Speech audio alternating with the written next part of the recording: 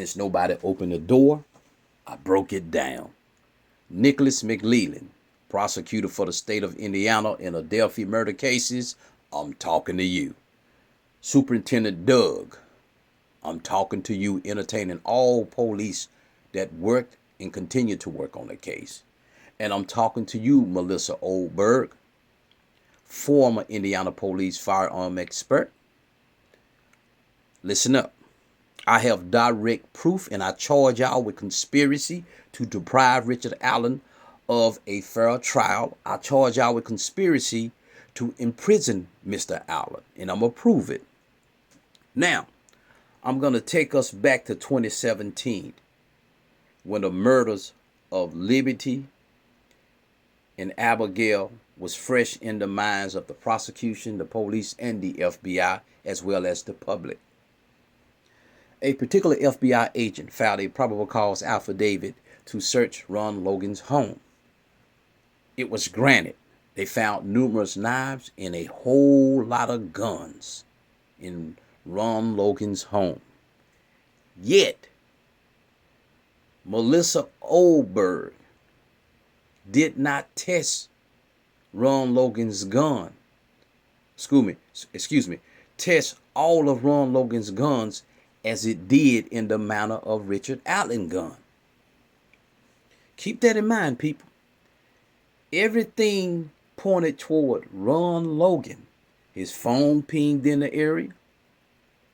We can first of all, you could not exclude Ron Logan because he had a receipt from a store at 5:31 because it's only a 20-minute drive. We don't know what time Liberty and Abigail was actually murdered. It could have been 2:30, 3 o'clock, 4 o'clock. It could have been 5 o'clock. So all the evidence and the fact that the two girls was found on his property, he was never charged and arrested. And it's a reason why, and I know the reason why. But I'm going to save that for later. Keep that in mind, people. All the hallmarks that he could have possibly committed the murders were there, but he was never charged. Now, 5 years later, you charge Richard Allen based on lies. We already know none of the so-called eyewitnesses ever described Richard Allen, so therefore the police had no reason to believe that they was talking about Richard Allen. This is why they don't want them sketches shown to the jury. Strike one. Strike two was with Ron Logan. Now we're finna get on to strike three. Now this is Melissa Olberg. You might have seen her walking that stroll. You know what I'm talking about? We all know what a stroll walker do. They get in bed with any and everybody for the almighty dollar. Just look at her. She says she has never been wrong. The issue is, have any of your cases ever been challenged in court based on that? I don't know why Richard Allen attorneys didn't ask this question. I don't know if they did or not. But my question to you is, you say you have never been wrong. Have your expertise ever been challenged? That is the question. Now, we all know that we got laws in the United States that people don't challenge, but once they are challenged, they are changed. See, there must be a challenge to determine if you erred or if you lied.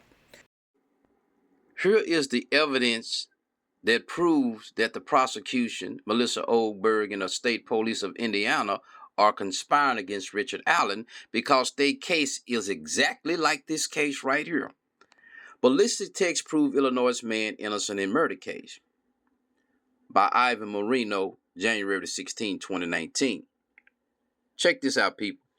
This about to make y'all see exactly where they getting this prosecution from to convict Richard Allen. But in this article, you're going to see there's a system that they didn't use, that they can use. An Illinois judge acquitted a man of murder Wednesday, more than 2 decades after jurors convicted him by relying on ballistics that proves to be wrong. Supporters of 53-year-old Patrick Pursley clapped in a Winnebago County courtroom when Judge Joseph McGraw issued his ruling, saying prosecutors had scant evidence to prove personal guilt in the fatal shooting of the 22-year-old Andy Asher during a robbery in Rockford, Illinois in 1993. The ruling caps a decade-long journey Pursley undertook to prove his innocence after spending 23 years in prison. He represented himself from prison for years and lobbied Illinois lawmakers to pass a law allowing the ballistics in his case to be retested using technology not available when he was convicted. The Integrated Ballistic Identification System, or IBIS, uses much higher resolution in multi-dimensional images for ballistic analysis and utterly matches shell casings to guns. It's interesting that Melissa Olberg did not use this system. Basically, the whole experience was numbing. Pursley said after the verdict, "I was confident all the signs were there that the judge would see the evidence for what it was. I'm just grateful that he did." So far, IBS has been primarily used by law enforcement nationwide to catch and convict criminals. Pay close attention. Not to prove their innocence. Ain't that something? The very same thing that you want to identify and convict a person, you don't want to use it to exonerate them or to exclude them. This is why this particular technology should be frowned upon and regulated by state and federal law.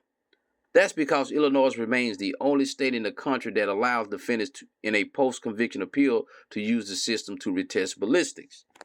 See, Nicholas McLeland and them, they understand that if they convict Richard Allen, he may never get out based on his testimony. This is why that a not guilty verdict, to me, should be a pretty much guaranteed. But you know, jurors are fickle. Without the technology matching the bullets to firearm requires an expert. This is what Melissa Olberg did. Without the technology matching bullets to firearms require an expert to manually compare shell casings from a crime scene to shell casing test fired from a gun using microscopes that at the time of Pursley's first trial weren't as strong as those available now.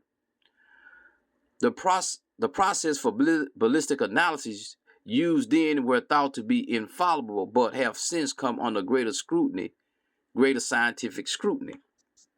Somebody, I'm gonna stop right here real quick. Somebody need to contact Richard Allen attorneys them and put them on top of some game, man, because they should be arguing this in front of that jury. They should be letting the jury know there's a system in Illinois. They should be.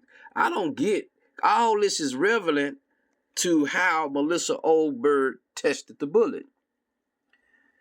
When the evidence in Pursley case was retested with IBIS, it showed that the scratches and dents on the bullets and shell casings from the crime scene didn't match the gun from that the prosecutor presented at trial as the murder weapon. In March of 2017, McGraw ordered Pursley retried on a first-degree murder charge and allowed him to go free on bail. He let him go free on bail because the judge already knew the game was over. Pursley opted to have McGraw decide his fate at his new trial instead of a jury.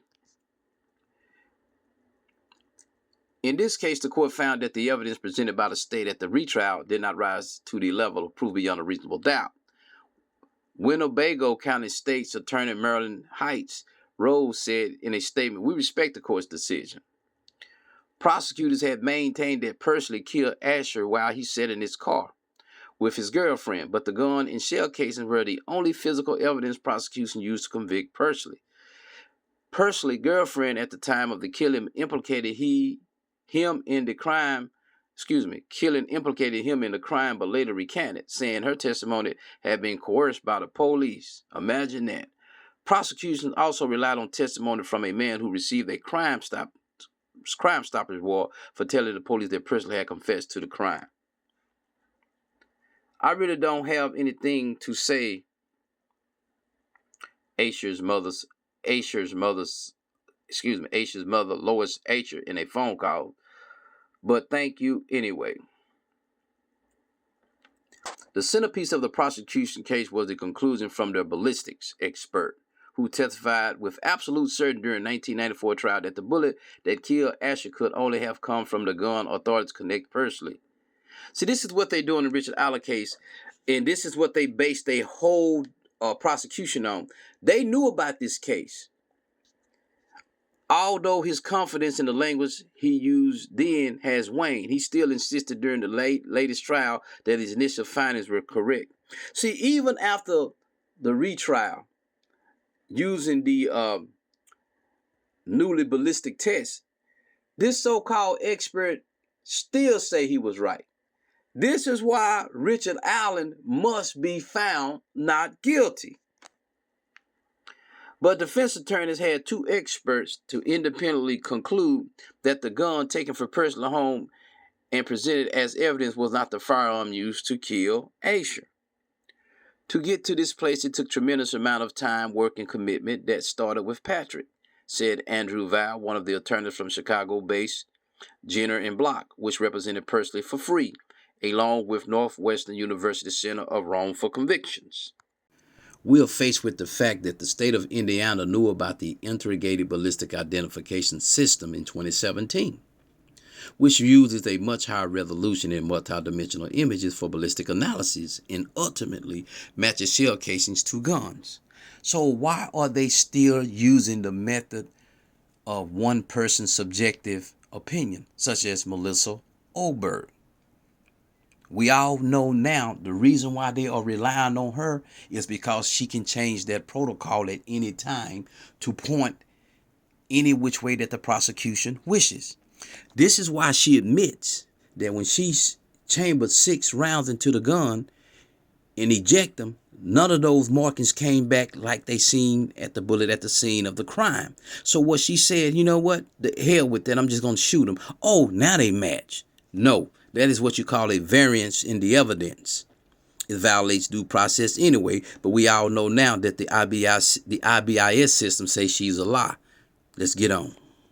Yeah, so I thought that was confusing, and also perhaps the most confusing thing to me is Jim Luttrell never came back and did a summary for the jury to explain what they had just heard from their star witness.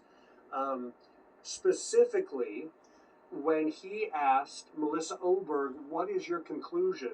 And let's put this quote up on the screen for our viewers to see. He said, what's your conclusion? And she said, my conclusion is I identified 314 as having cycled cartridge item 16. Now, there's another way that you could have said that, or that the deputy prosecutor could have summarized for the jury what they just heard. That could have been what you just heard. What you just told us. Yeah, what you just heard, really just members of the jury, is that the bullet cartridge at the crime scene cycled through Richard Allen's gun. But they didn't say that. And actually, Scott, I'm curious to send it back to you for a moment, and Katie. You are somewhat confused like many because you don't understand the law as it applies to facts of a case. So let me help you out. The prosecution could not turn around and summarize the testimony that Melissa Olberg gave. Let me put it another way. The prosecution could not turn around and say, ladies and gentlemen of the jury, Melissa Olberg just testified that she traced the unspent round back to Richard Allen's gun. He could not summarize that, and here's why.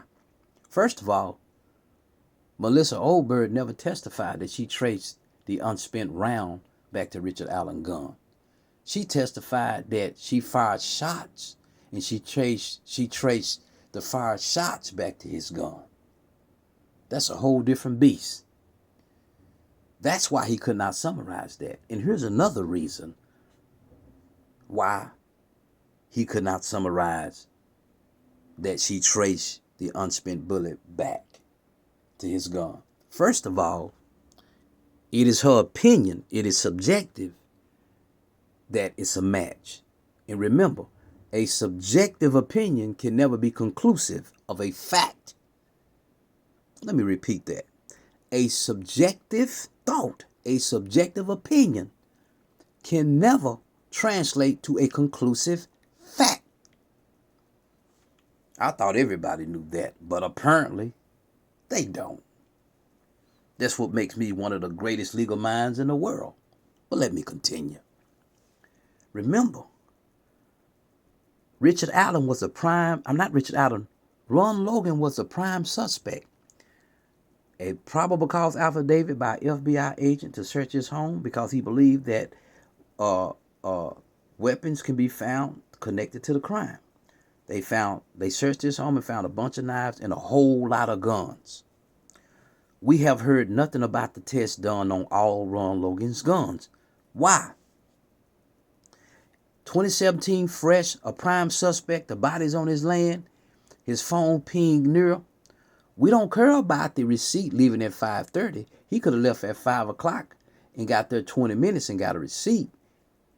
So we're not worried about that. But it's a reason why they never charged Ron Logan.